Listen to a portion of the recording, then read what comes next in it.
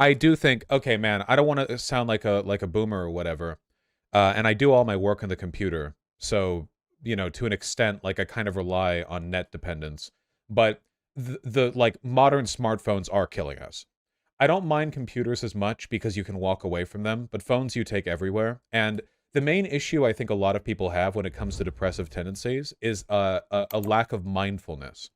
Like, when I'm at the computer, I'm sitting here. But when I get up to, like, go downstairs to do something or finish something, if I have my phone with me all the time, then all the stuff that I do kind of merges together into this amorphous blob of stuff happening while I'm doing the thing I was doing on my phone, whether that be reading an ebook or a manga or checking Twitter or doing this or that the other, and it all kind of bleeds together. I think generally speaking, things are a lot better, both like productivity wise and like mental health wise, if you try to compartmentalize some of the stuff that you do so you can be a bit more mindful of what it is you're actually doing. I don't think there's anything wrong with listening to a podcast while getting chores done, for example. I think that's a good way of having a phone with you. Like, that seems like a helpful and productive accompaniment to anything else you might be doing. If you're like doing dishes or cleaning up, that seems okay. It's more like if you sweep a little bit and then you check your phone and kind of lean against a wall for 3 minutes while checking like Twitter, and then you're like, oh, right. And then you sweep a bit more and get the dustpan, and then at the dustpan space, you're like, oh, okay. And you check a thing and somebody wrote you back, so you message them. And then you like get that and you look over there, blah, blah, blah. And then at the end of it, it took you 20 minutes to sweep 2 rooms.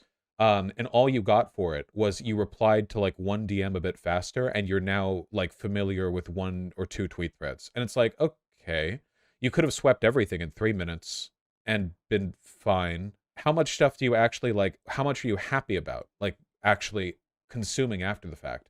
A good way I think of thinking about it is at the end of the day, how much of your time with your phone do you remember? Because I remember a lot of the stuff that I do on the computer, because the stuff that I do in the computer is either work focused or it's something that I'm like engaged in. If I'm playing a game, for example, I often remember at the end of the day, like, hey, that was a fun game. Like, yeah, I really enjoyed playing Elden Ring, or I really enjoyed playing Metal Gear Revengeance. Right? It's like, yeah, it's a good game. But on my phone, I probably spend every day like 4 to 6 hours a day on my phone at minimum. I don't remember most of the time that I'm on my phone, though. A lot of it's just me blearily like on the phone. And I think that's bad for your mental health. It negatively affects your mindfulness. It reduces your ability to conscientiously engage with the stuff that you're actually doing at the moment. You don't want to live your life on autopilot. Does that make sense? Speaking of mindfulness, my bladder is just chock full right now. 1 second. Pardon me, fat boy. I love having such a powerful pelvic floor that I never need to clean my toilet because pissing in it is like using a power washer. It's like those oddly satisfying videos of people with the power washers like scouring scum off of stone pavement tiles outside their house, Really, really useful. Yeah, power washing it 24/7. Oh, honest to God, by the way, like jokes aside, one really common trait for depressive people, I think, is that they'll need to pee, but they won't actually pee for a long time. And that's usually because their brain is like a fucking haze, and they'll be sitting at the computer thinking like, oh, yeah, I need to pee, my bladder's full, but they'll have like something else they have to do that 1 second, and then it's like this other thing and this other thing, blah, blah, blah.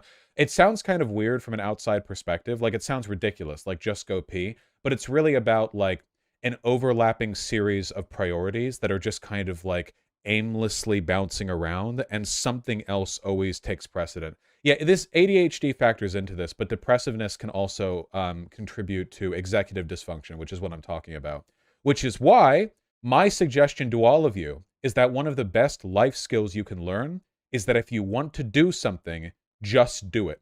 I know, forehead, but like that's a powerful life skill.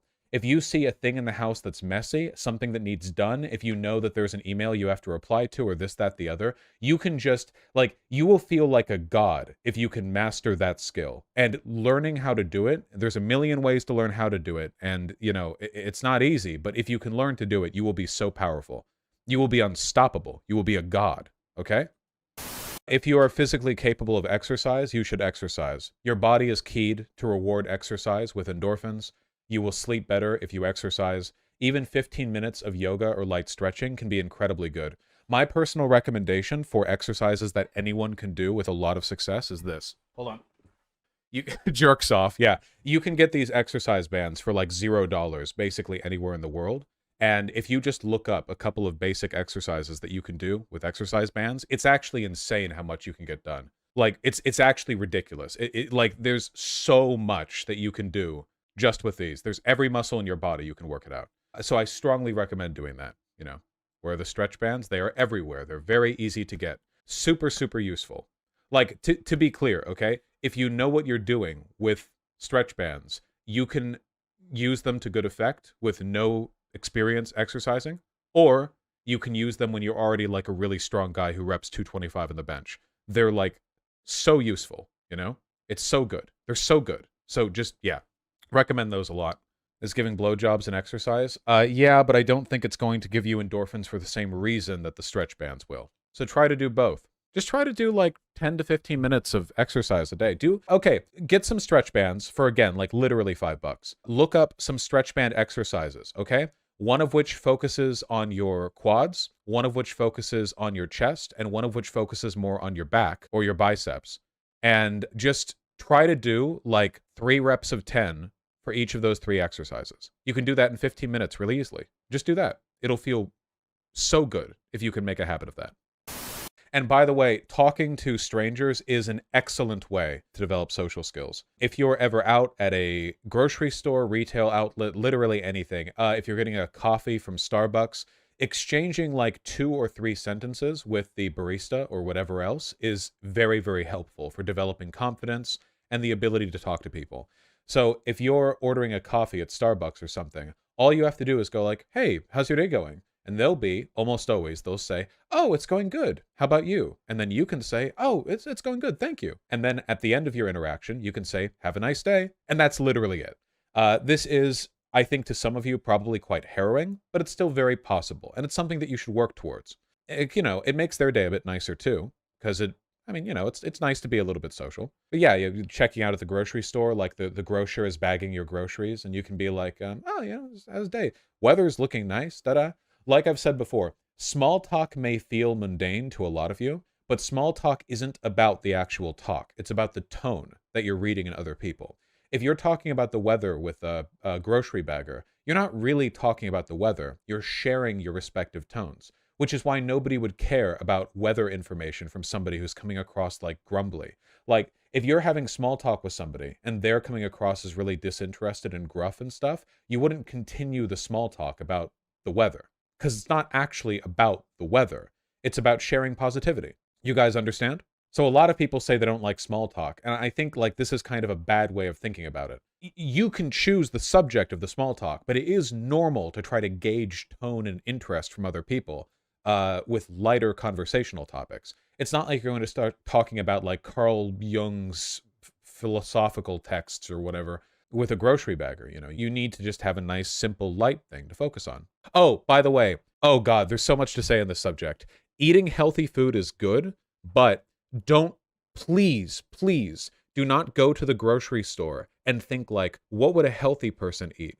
And then like spend an hour and a half there, like depressively crawling through the store, walking by all your favorite foods as you go like, I guess Brussels sprouts are healthy. Because if you do that, you're going to throw away 90% of the food and you're going to be miserable. And you're going to spend a lot of money, okay?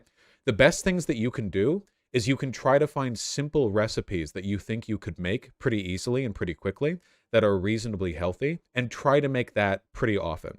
So a good example would be rice and beans. Everyone can make rice and beans. Rice and beans are full of nutrients. They're healthy. They're a good staple food. They can be used in conjunction with basically anything. You can use them for a lot of stuff. And you can meal prep with rice and beans incredibly easily. Everyone loves rice and beans.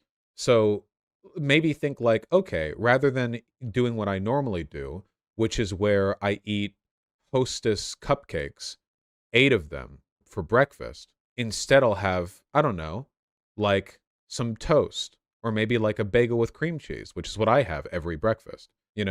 Maybe instead of starting by getting a bunch of raw chicken breasts that you're going to grill yourself, which, by the way, grilling chicken breasts isn't hard, but if you don't know what you're doing, it can be. Butterflying a chicken breast, cooking it for the right length of time, appropriately like oiling the pan and seasoning and everything, that can be pretty difficult.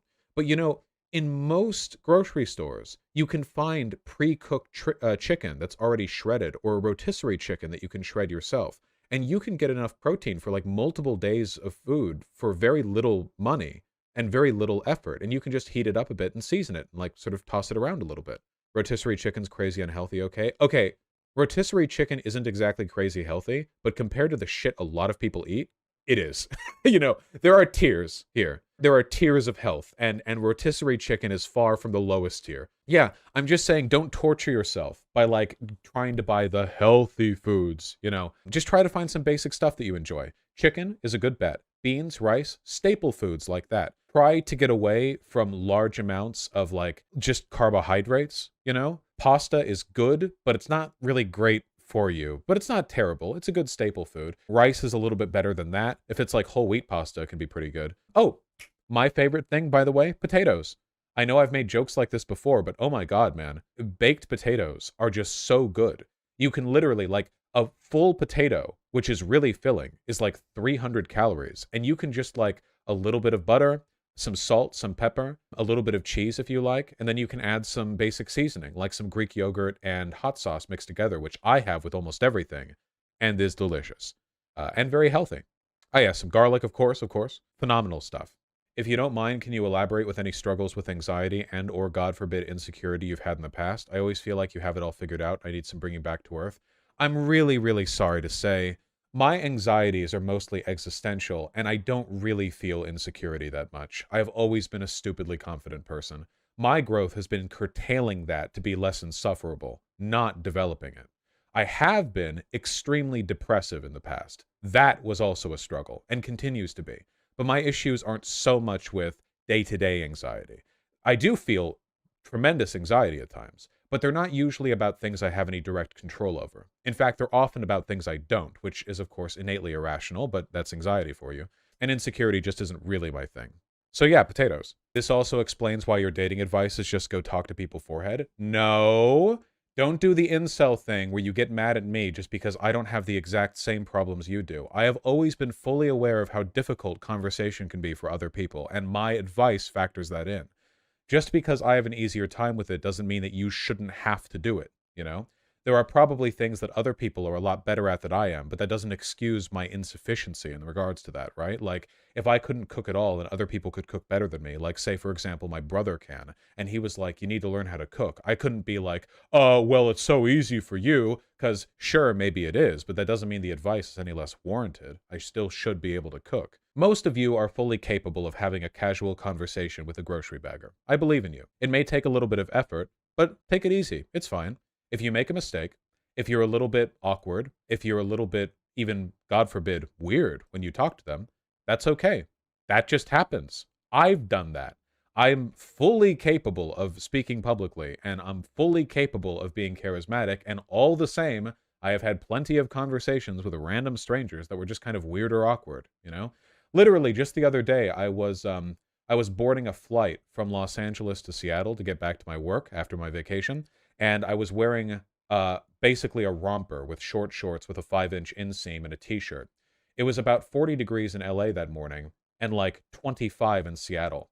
And when I was boarding the plane, the air stewardess looked at me, and she was like, a bit cold to be wearing that, huh? And I looked at her at 8 a.m., sleep sand in my eyes, having not showered, having not any intention to talk to people, and I grumbled something that sounded probably something like, you too, Seattle, and like sort of stumbled by her. Probably not a highlight conversationally for her, but I'm not beating myself up over it because I was fucking sleepy.